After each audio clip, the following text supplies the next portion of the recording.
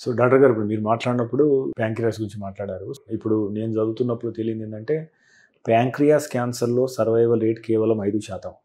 అది ఒక విస్తుగొల్పేలా అనిపించింది నాకు యాక్చువల్‌గా. ఇది నిజమా యాక్చువల్‌గా? అసలు దానికి గల కారణం ఏంటి? ఇప్పటివరకు ఉన్న సర్వైవల్ రేట్ ఎంత ప్యాంక్రియాస్‌లో?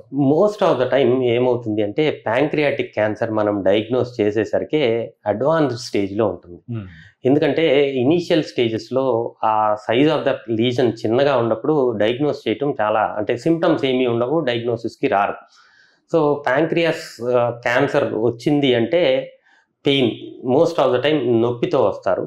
నొప్పితో వచ్చారు అంటే ప్యాంక్రియాస్ నుంచి దాటుకుని అది ఆల్రెడీ చుట్టుపక్కల ఉన్న నర్వ్స్ని ఆ క్యాన్సర్ ఆల్రెడీ ఎంక్రోచ్ చేసింది అనేది మనం క్లినికల్గానే మనకు తెలిసిపోతూ ఉంటుంది. నొప్పితో వచ్చి ప్యాంక్రియాటిక్ క్యాన్సర్ డయాగ్నోస్ చేస్తే most of the time advance స్టేజ్లో ఉంటుంది.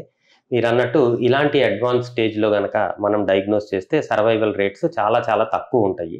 ఇప్పుడు ఉన్న ట్రీట్మెంట్స్ ప్రకారం మనకి ఓన్లీ కీమోథెరపీ ఆప్షన్ ఉంటుంది ఎప్పుడైతే అడ్వాన్స్ స్టేజ్ ఉందో. సో కీమోథెరపీలో సర్వైవల్స్ చాలా చాలా తక్కువ ఉంటాయి.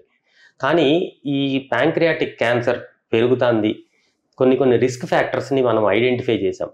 సో ఫ్యామిలీలో ఎవరికైనా సరే ప్యాంక్రియాటిక్ క్యాన్సర్ ఉంది, సో లేకపోతే ఒక పేషెంట్కి క్రానిక్ ప్యాంక్రియాటైటిస్ ఉంది, ఇలాంటి వాళ్ళకే రిస్క్ ఆఫ్ ప్యాంక్రియాటిక్ క్యాన్సర్ చాలా ఎక్కువగా ఉంటుంది. కాబట్టి అర్లీ స్టేజ్లోనే వీళ్ళని స్క్రీనింగ్ ప్రోటోకాల్లో పెట్టుకుంటే చిన్న సైజులో ఉన్నప్పుడు మనం ప్యాంక్రియాటిక్ క్యాన్సర్ని ఐడెంటిఫై చేస్తే కంప్లీట్గా క్యూర్ చేసే అవకాశం. ఫర్ ఎగ్జాంపుల్ ప్యాంక్రియాస్ అనేది హెడ్, బాడీ, టెయిల్ అని 3 పార్ట్స్గా డివైడ్ చేస్తే హెడ్ ఆఫ్ ద ప్యాంక్రియాస్లో మ్యాలిగ్నెన్సీ కనపడితే కొంతమందికి జాండీస్తో ప్రజెంట్ అవుతారు.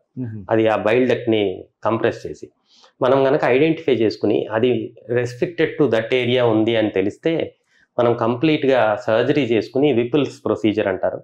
సక్సెస్ఫుల్గా ఈ ప్రొసీజర్ చేసుకుంటే 5 year survival rate more than 75% ఉంటుంది.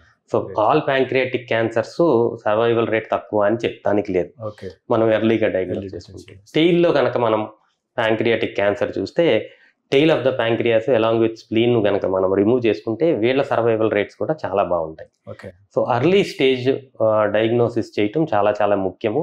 ట్రీట్మెంట్ ఆప్షన్స్ చాలా బాగుంటాయి అండ్ రెస్పాన్స్ రేట్స్ కూడా చాలా బాగుంటాయి. మీరు తీసుకునే అదే మందులు, అదే నాణ్యమైన మందులు, కానీ సగం ధరకే. అవును, మెడ్ ప్లస్ బ్రాండ్స్ పై 50 to 80% తగ్గింపు.